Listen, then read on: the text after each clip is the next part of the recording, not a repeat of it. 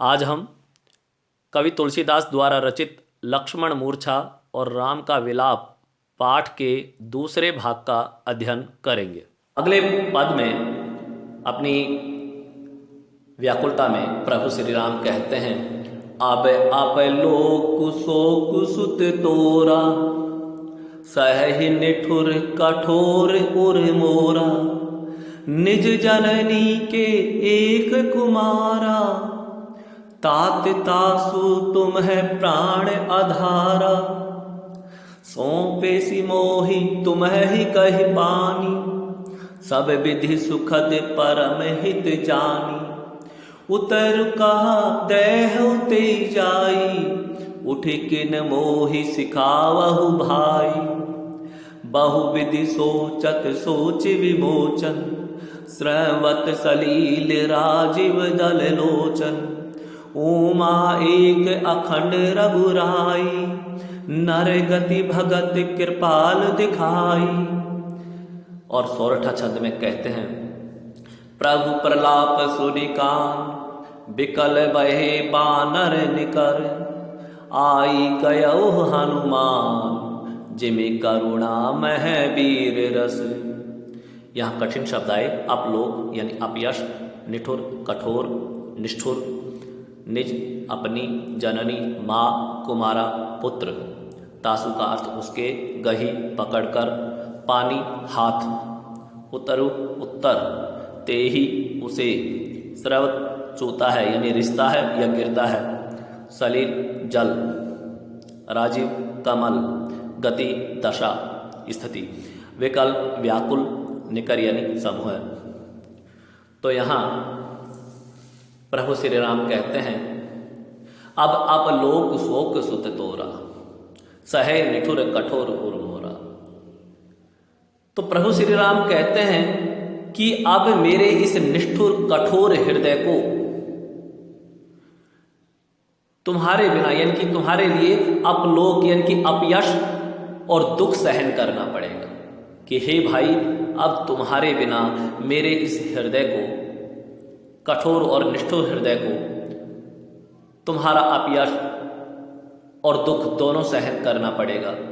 निज जननी के एक कुमारा, तुम अपनी माता के एक ही पुत्र थे, तात तासु तुम्हें प्राण आधारा, और वह तुम्हें अपने प्राणों से अधिक प्रेम करती है, अतः तुम उसके प्राणों के आधार हो।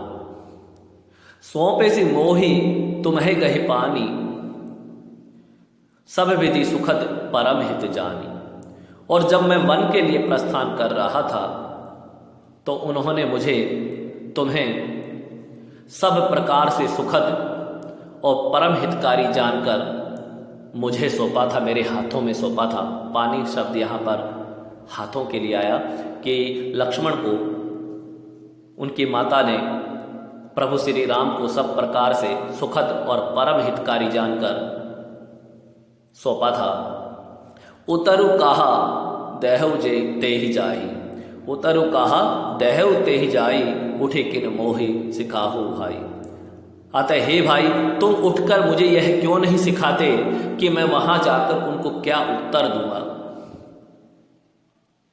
बहुविधि सोचत सोच विमोचन, स्रवत सलील राजीव दल लोचन। बहुविधि विभिन्न प्रकार से, सोचत सोचते हुए, सोच विमोचन यानी सोच में पड़े हुए विभिन्न बातें सोचते हुए प्रभु श्री राम स्रवत सलील राजीव दल लोचन, राजीव दल लोचन कमल रूपी नेत्रों से, सलील आंसू, स्रवत बहने लगे, यानी इस तरह की बातें सोचते हुए प्रभु श्री राम के कमल नेत्रों से आंसू बहने लगे। तब भगवान शिव कहते हैं पार्वती जी से कि उमा एक अखंड रघुराई, नर गति भगत कृपाल दिखाई। भगवान शिव कहते हैं कि हे उमा, प्रभु श्री राम अखंड हैं, अनश्वर हैं, नर गति भगत कृपाल दिखाई। ये जो कुछ ये कर रहे हैं इतने व्याकुल होकर, ये तो उन्होंने पृथ्वी लोक पर साधारण मानव की दशा को दिखाया है, उसकी स्थिति को व्यक्त किया है। प्रभु प्रलाप सुनि कान, बिकल बहे बानर निकल। यानी प्रभु के इस तरह के विलाप और प्रलाप को सुनकर वानरों का समूह व्याकुल हो गया। निकट समूह आई गए हो हनुमान, इतने में ही उनको आकाश मार्ग से हनुमान जी आते हुए दिखाई देते हैं, जिनमें करुणामय वीरवश। और जो वानरों का समूह प्रभु श्री राम को प्रलाप करते हुए देखकर व्याकुल हो गया था, वह एकदम से उत्साहित हो गया, खुशी के मारे झूमने लगा। और ऐसा लगा जैसे जिनमें करुणामय है वीर रस, जैसे मान लो करुणा या करुण रस में वीर रस की उत्पत्ति हो गई हो। भावार्थ पुनः देखेंगे। लक्ष्मण के होश में न आने पर राम विलाप करते हुए कहते हैं कि मेरा निष्ठुर व कठोर हृदय अपयश और तुम्हारा दुख दोनों को सहन करेगा। हे तात, तुम अपनी माता के एक ही पुत्र हो तथा उसके प्राणों के आधार हो। उसने सब प्रकार से सुख देने वाला तथा परम हितकारी जानकर ही तुम्हें मुझे सौंपा था। अब उन्हें मैं क्या उत्तर दूंगा? तुम स्वयं उठकर मुझे कुछ बताओ। इस प्रकार राम ने अनेक प्रकार से विचार किया और उनके कमल रूपी सुंदर नेत्रों से आंसू बहने लगे। शिव जी कहते हैं, हे उमा, श्री रामचंद्र जी अद्वितीय और अखंड हैं। भक्तों पर कृपा करने वाले भगवान ने मनुष्य की दशा दिखाई है। प्रभु का विलाप सुनकर वानरों के समूह व्याकुल हो गए। इतने में हनुमान जी आ गए। ऐसा लगा जैसे करुण रस में वीर रस प्रकट हो गया हो। काव्य सौंदर्य राम की व्याकुलता का सजीव वर्णन है, दृश्य बिंब है। अवधि भाषा का सुंदर प्रयोग हुआ है। चौपाई व सोरठा छंद में प्रस्तुत काव्यांश लिखा गया है। करुण रस देखने को मिलता है। निम्नलिखित में अनुप्रास अलंकार की छटा है। तात तासु तुम है, बहुवेदी, सोचत सोच, स्रवत सलील और प्रभु प्रताप। राजीव दल लोचन में रूपक अलंकार का प्रयोग हुआ है। आगे जब हनुमान जी संजीवनी बूटी लेकर आ जाते हैं तो प्रभु श्री राम की क्या प्रतिक्रिया होती है और वहाँ का दृश्य क्या होता है, उसका वर्णन करते हुए तुलसीदास जी कहते हैं, हरसि राम भेटेहु हनुमान, अति कृतज्ञ प्रभु परम सुजाना, तुरत बैत तब की नहीं उपाय, उठी बैठे लक्ष्मण हरसाई, हृदय लाई प्रभु भेटेहु भ्राता, हर्ष सकल भालू कपि प्राता, कपि पुनि बैद तहाँ पहुँचावा, जेहि विधि तबहि ताहि लय आवा। कठिन शब्द हर्षी खुश होकर, भेटे गले लगाना, कृतज्ञ आभार जताना। जब कोई हम पर उपकार करता है तो हम उसके उपकार को मानते हैं तो उसको कृतज्ञ या आभार जताना कहते हैं। सुजाना अच्छा ज्ञानी या एक समझदार व्यक्ति की तरह है। वैद्य की नहीं किया, सकल समस्त, ब्राता समूह या झुंड। तो यहाँ पर जब हनुमान जी संजीवनी बूटी लेकर आते हैं तो प्रभु श्री राम क्या करते हैं, हर्षि राम भेटे हनुमान, अति कृतज्ञ प्रभु परम सुजाना। यानी प्रभु श्री राम ने एक अत्यंत ही परम सज्जन व्यक्ति की भांति, ज्ञानी व्यक्ति की भांति हनुमान जी के प्रति अपनी कृतज्ञता और आभार को जताने के लिए आनंदित होकर प्रभु श्री राम ने हनुमान जी को अपने गले लगाया। तुरंत वैद्य तब की नहीं पाई, और तब वैद्य ने तुरंत लक्ष्मण जी का इलाज किया। उठी बैठे लक्ष्मण हरसाई, और उस संजीवनी बूटी के प्रभाव से लक्ष्मण जी ठीक होकर उठ बैठे और आनंदित होकर हर्षित होने लगे, खुश होने लगे। हृदय लाई प्रभु भेटे हु भ्राता, भ्राता है भाई। प्रभु श्री राम ने लक्ष्मण के ठीक होने पर उन्हें अपने गले से लगाया, अपने हृदय के पास लाकर उसे गले लगाया, और हर से सकल भालू कपि प्राता। और यह दृश्य देखकर वहां उपस्थित सकल यानी सारे भालू, कपि यानी वानर, वहां सारे भालू और जो वानरों का समूह था, ब्राता यानी समूह, वह समूह आनंदित होने लगा, खुशी के मारे उछलने लगा। कपि पुनि वैद्य तहाँ पहुंचावा। कपि हनुमान जी के लिए कह रहे हैं कि हनुमान जी ने फिर वैद्य को वहां पहुंचा दिया, जही विधि तभई ताहि लहि आवा। जिस प्रकार से लक्ष्मण जी के बाण लगने पर वे जिस प्रकार से उसको लेकर आए थे, वैद्य को जहां से लेकर आए थे, उसी प्रकार वहीं पर वापस छोड़ आए।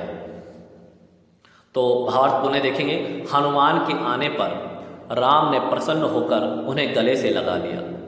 परम चतुर और एक समझदार व्यक्ति की तरह भगवान राम ने हनुमान के प्रति अपनी कृतज्ञता प्रकट की।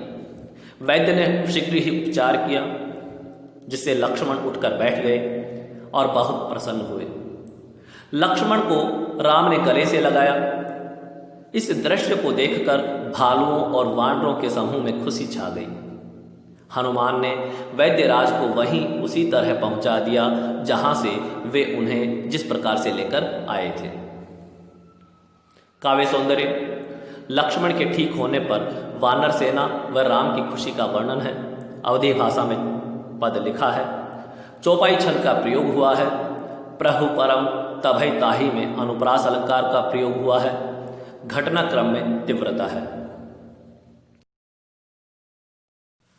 संजीवनी बूटी के प्रभाव से लक्ष्मण जी ठीक हो जाते हैं और उनके ठीक होने पर रावण को जब इसका पता चलता है तो उस पर क्या बीतती है और वह क्या करता है, उसका वर्णन करते हुए तुलसीदास जी कहते हैं, यह वृतांत दसानन सुनेऊ, अति विषाद पुनि पुनि सिर धुनेऊ, व्याकुल कुंभकर्ण पहि आवा, विविध जतन करिताहि जगावा, जागा निशिचर देखहि कैसा, मानहु कालु देह धरि बैसा, कुंभकर्ण पूजा कहु भाई, काहे तव मुख रहे सुखाई।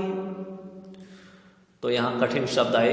वृतांत यानी वर्णन, विषाद दुख, सिर धुनेहु यानी पछताना या पछताया, ताहि उसे, निशिचर राक्षस यानी कुंभकर्ण के लिए इस शब्द का प्रयोग हुआ है।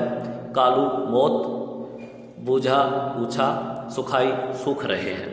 तो यहाँ तुलसीदास जी कहते हैं कि यह वृतांत दशानन सुने।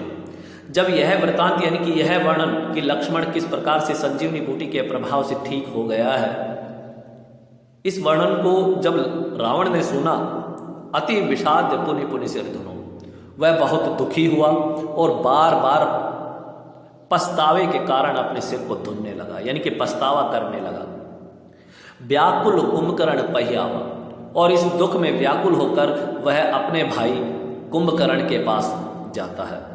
विविध जतन करी ताहि जगावा, और विभिन्न प्रकार के प्रयत्न करके अपने भाई कुंभकर्ण को उसने जगाया।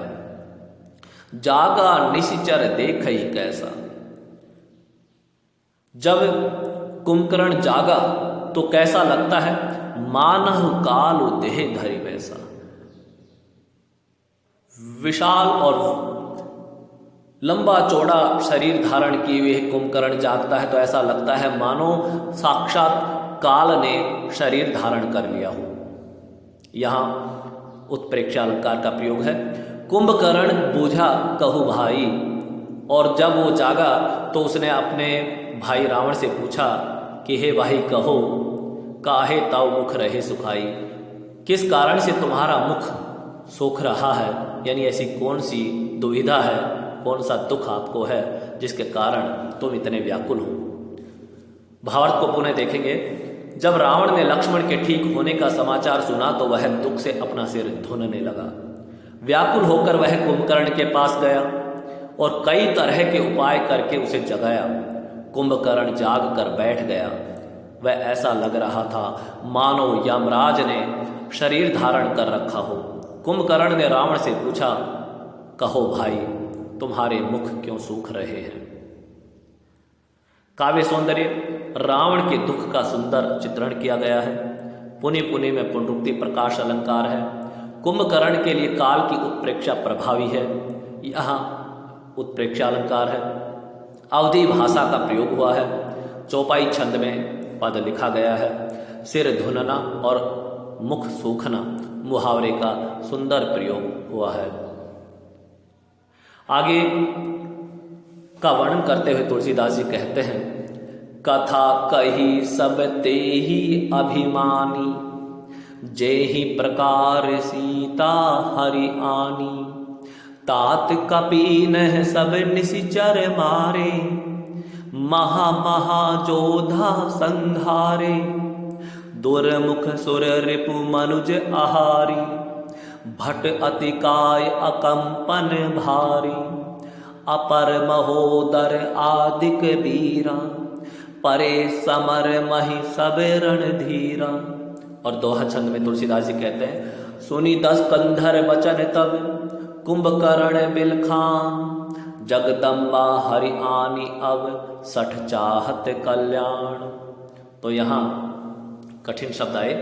जही जिस दुर्मुख एक राक्षस का नाम है, भट योद्धा, महोदर यह भी एक राक्षस का नाम है, मही धरती, कल्याण कल्याण कपिन है हनुमान आदि वानर के लिए, सुर रिपु देवताओं का शत्रु यानी इंद्रजीत, अतिकाय एक राक्षस का नाम, आदि आदि 10 कंधर रावण के लिए प्रयोग में लिया गया है।